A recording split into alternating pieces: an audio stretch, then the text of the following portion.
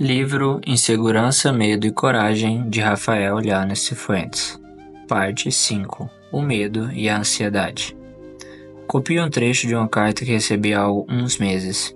Estou passando dias esquisitos. Ando estranho, nervoso, mexendo-me de um lado para o outro, inquieto. Faz 15 dias que estou assim. Senti uma fisgada no peito e desde então tenho a desagradável sensação de que vai me acontecer algo de grave.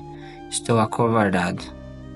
Ontem fui ao médico e depois de provas de esforço que me mandou fazer, disse-me que não tinha por que me preocupar, mas a verdade é que continuo ansioso e apavorado. O que devo fazer?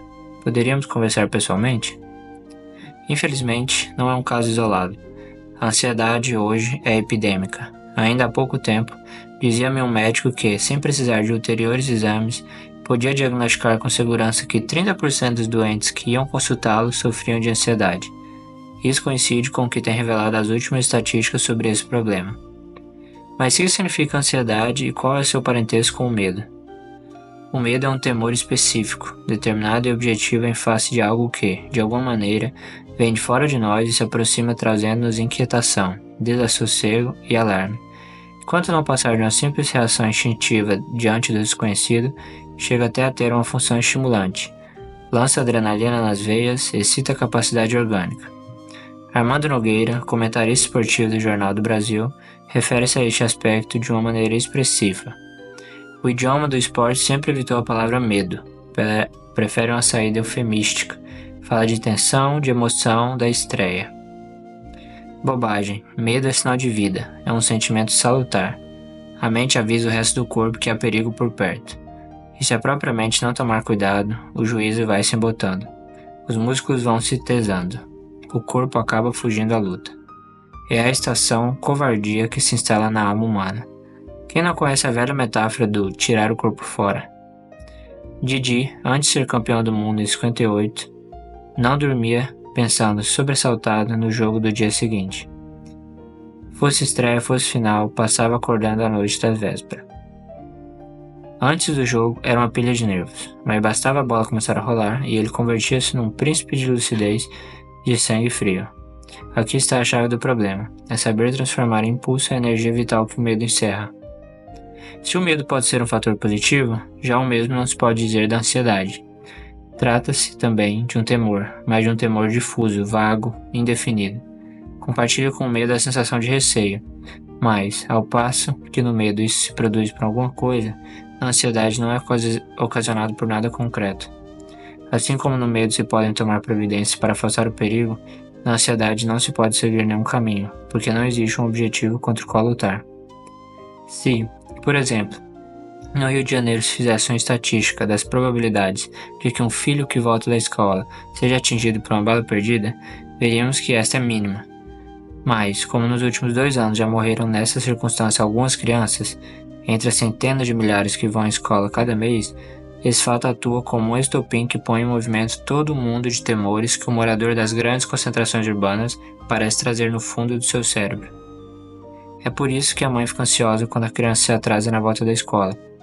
E da mesma forma, o disparo de uma pistola ou o ruído de uma violenta freada de carro ou o toque estridente de uma sirene, seja da polícia ou da ambulância, ou a notícia de um contágio de AIDS, da perda de emprego de um amigo ou de um assalto no bairro vizinho, são um dispositivo que desencadeia o processo de ansiedade que já se encontra incubado dentro das pessoas.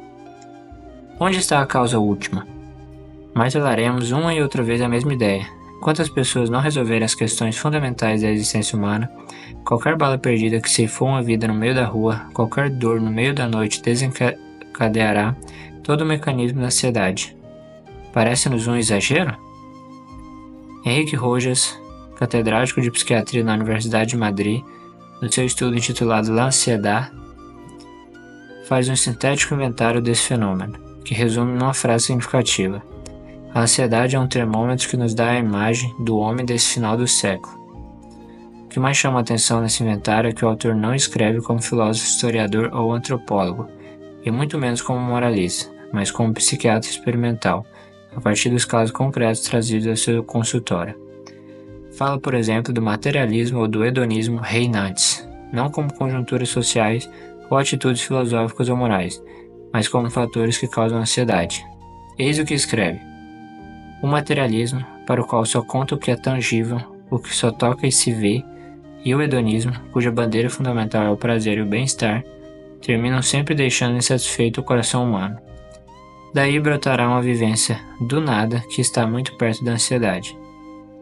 A permissividade não há limites em lugares proibidos, é preciso provar tudo, curiosear todos os recantos da intimidade humana, o relativismo, um marcante subjetivismo em que todos os juízos de valor são flutuantes e relativos, o consumismo, que cria seres humanos repletos de coisas, saturados, mas interiormente vazios, vão marcando a rota da ansiedade que acabará por cristalizar-se numa forma especial de melancolia e indiferentismo.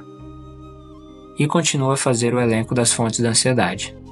A exaltação do erotismo e da pornografia, inflacionados e servidos à la carte, o ser humano rebaixado e reduzido à categoria de objeto.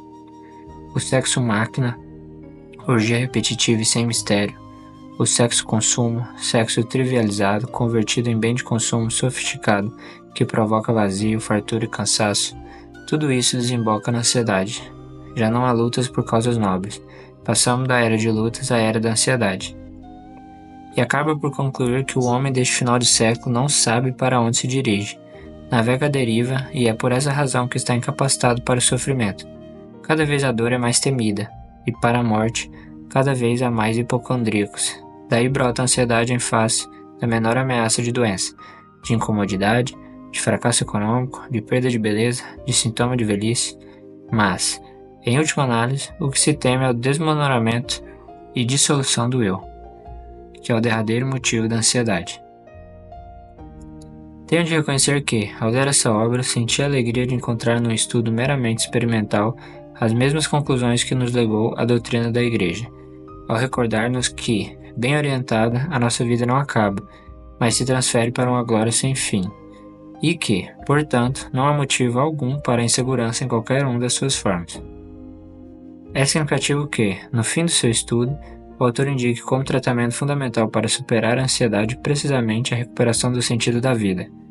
Cita, em concreto, a orientação propugnada por Viktor Frankl, sucessor de Freud na Cátedra de Psicoterapia da Universidade de Viena, e a sua escola.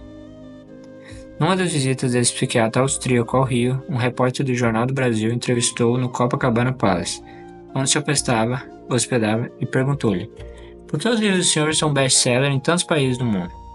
Frankl respondeu: porque fala do sentido da vida, porque através desses livros ajuda as pessoas a recuperar o sentido da sua vida, que é a necessidade primordial do ser humano. Está vendo essa juventude toda na praia? Gente bonita, alegre, mas a sua alegria é tão superficial como o seu bronzeado. Eu os conheço bem. Uma contrariedade, um fracasso, uma doença, a perda de um ser querido, e caem na depressão. Falam em ir ao analista. Falta-lhes um sentido fundamental para a vida e para a morte. Eu curo um doente em 3 meses fazendo-o encontrar esse sentido. Realmente, como pode haver segurança enquanto não se puder responder a essa pergunta essencial? Para onde caminho? Qual será o ponto final da minha trajetória terrena? É evidente que, sem Deus, sem eternidade, o único destino que as pessoas concebem é o aniquilamento total. Como pode viajar feliz e otimista, por mais agradável que seja a travessia, o passageiro que sabe que o avião que o transporta vai espetar-se, no fim, entre os penhascos do Pão de Açúcar? Se a vida humana, por mais longa e prazerosa que seja, vai dissolver-se no nada com a morte, não se tornará por isso mesmo, já desde o início, uma viagem angustiosa?